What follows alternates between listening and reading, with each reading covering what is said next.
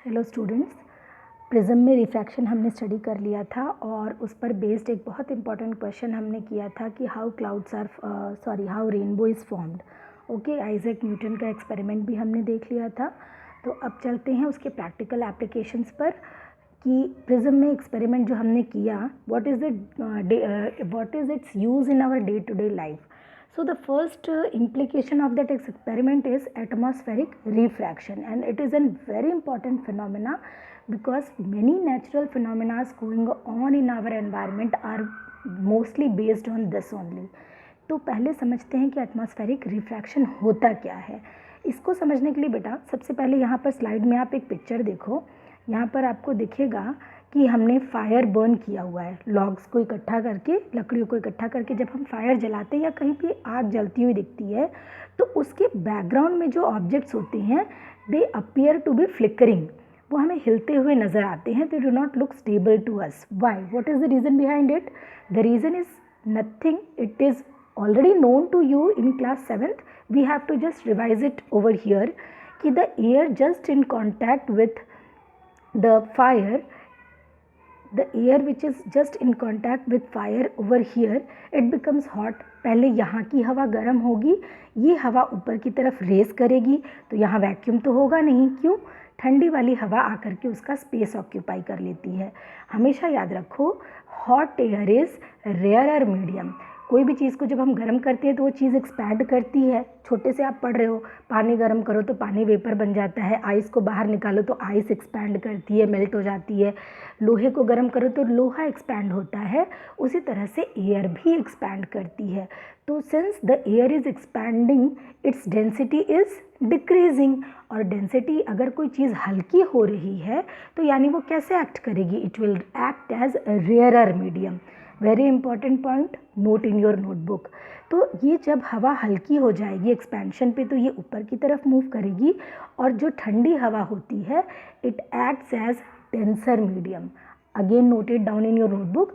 तो ये ठंडी हवा आएगी नीचे, फिर गर्म होगी, फिर ये ऊपर की तरफ जाएगी तो और हवा आएगी। इस तरह से धीरे धीरे हवा गर्म होती है और एयर में हमें डिफरेंट डेंसिटीज़ मिल जाती हैं। जो एटमॉस्फेयर की हम बात कर रहे हैं तो atmosphere is composed of many layers, ionosphere, stratosphere, troposphere. आपने ये सब ज्योग्राफी में पढ़ा है कि ये डिफरेंट लेयर्स होती हैं। तो जब कोई भी चीज़ हीट होती है तो उसकी डेंसिटी ऐसे ही चेंज होती है। आई होप कि दिस थिंग इज़ क्लियर, कौन सा रेयरर कौन सा डेंसर एक्ट करेगा। ओके, तो अब क्या होता है, अब हम चलते हैं इस पर बेस्ड एक बहुत इंपॉर्टेंट क्वेश्चन पर, that is why do stars twinkle. Okay, so why do stars twinkle? It is nothing but due to the atmospheric refraction. Here you can see I have shown you the different layers of atmosphere and you can see how the density is varying. ठीक है, along with the height the density of the air is varying, यानी कि ये rarer हुआ, denser हुआ। इस तरीके से क्या होगा, यहाँ पर मीडियम जो है वो चेंज हो रहा है, डेंसिटी चेंज हो रही है। अब डेंसिटी चेंज होने की वजह से क्या होगा, लाइट हर बारी रिफ्रैक्ट होगी, और कैसे रिफ्रैक्ट होगी वो यहाँ पर देखो। ये हमने लिया इसको point source. Wait a minute बेटा, let me adjust this slide first. ये देखो, अगर हम स्टार को, because they are very very very far away from us, if we are considering this star as a point source, तो यहाँ से देखो लाइट ऐसे आई, ये फर्स्ट मीडियम था, ऐसे रिफ्रैक्ट हुई, सेकंड मीडियम था, फिर रिफ्रैक्ट हुई, फिर रिफ्रैक्ट हुई, फिर रिफ्रैक्ट होके जब तक ये हमारे आँखों में पहुँचती है it takes a different path. और जब हम, due to the property that light travels in a straight line, हम उसको स्ट्रेट यहाँ इमेजिन करते हैं अपनी आँखों से, तो हमें स्टार की पोजीशन कहाँ दिखती है, यहाँ दिखती है। Okay, so now what will happen, sometimes you can C in this diagram, sometimes air is over, sometimes star हमको यहाँ दिख रहा है, कभी यहाँ दिख रहा है, कभी यहाँ दिख रहा है। क्यों? क्योंकि ये जो हमारा एटमॉस्फेयर है ना, that is not sticking to one place. जो एयर है इसमें, that is moving all around. ये लगातार यहाँ पर मूवमेंट मॉलिक्यूल्स का, पार्टिकल्स का होता रहता है. और क्योंकि बार बार मूवमेंट होता है, इसीलिए डेंसिटी चेंज होती रहती है. और बार बार रिफ्रैक्शन की वजह से ही कभी ये स्टार हमको यहाँ दिखाई देगा, कभी यहाँ दिखाई देगा. In this slide you can see the varying distance. यहाँ पर आपको कभी यहाँ दिखा, कभी यहाँ दिखा, कभी यहाँ दिखा. Why? Because it is undergoing refraction many a times. ठीक है, तो इसी वजह से जो स्टार्स हैं उनमें से आने वाली जो लाइट है उसकी इंटेंसिटी कभी कम, कभी ज़्यादा, कभी कम, कभी ज़्यादा होती है. और बार बार रिफ्रैक्शन होने की वजह से वो स्टार अपने एक जगह पर नहीं दिखता है. और इसीलिए यही 2 रीज़न की वजह से स्टार हमको ट्विंकलिंग नज़र आता है. But the fact related to science is stars never twinkle.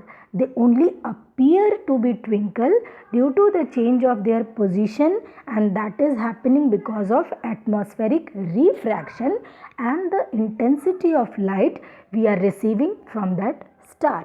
Okay, वरना ये कभी भी twinkle करता ही नहीं है. Okay, now the question arises. See here in this slide you can see कि air is continuously moving and so the refractive index will also change continuously. और refractive index change होगा तो बार बार कौन सी phenomena होगी? The phenomena of refraction will take place.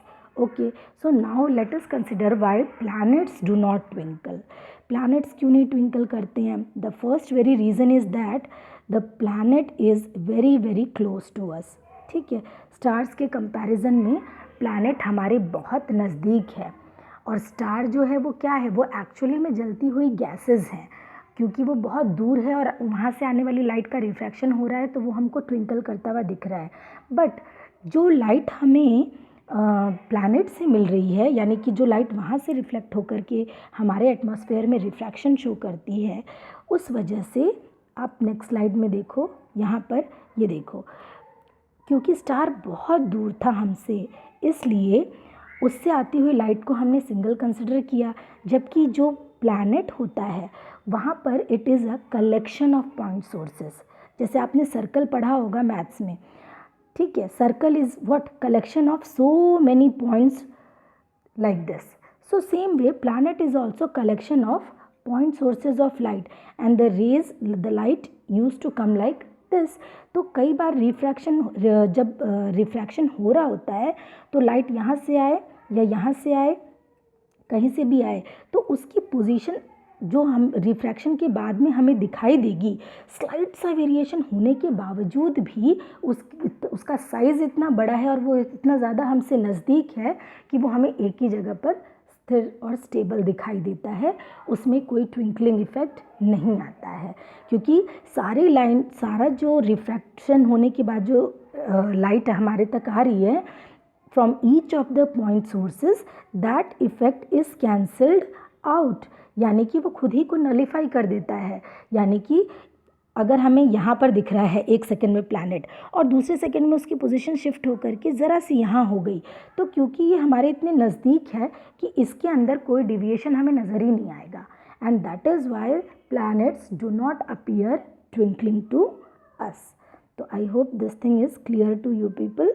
Okay, so इस answer को आप copy में अच्छे से लिख लो. मैं नहीं चाहती हूँ कि 3 नंबर में से एक भी मार्क्स आपका कटे. ठीक है, थैंक यू बच्चों.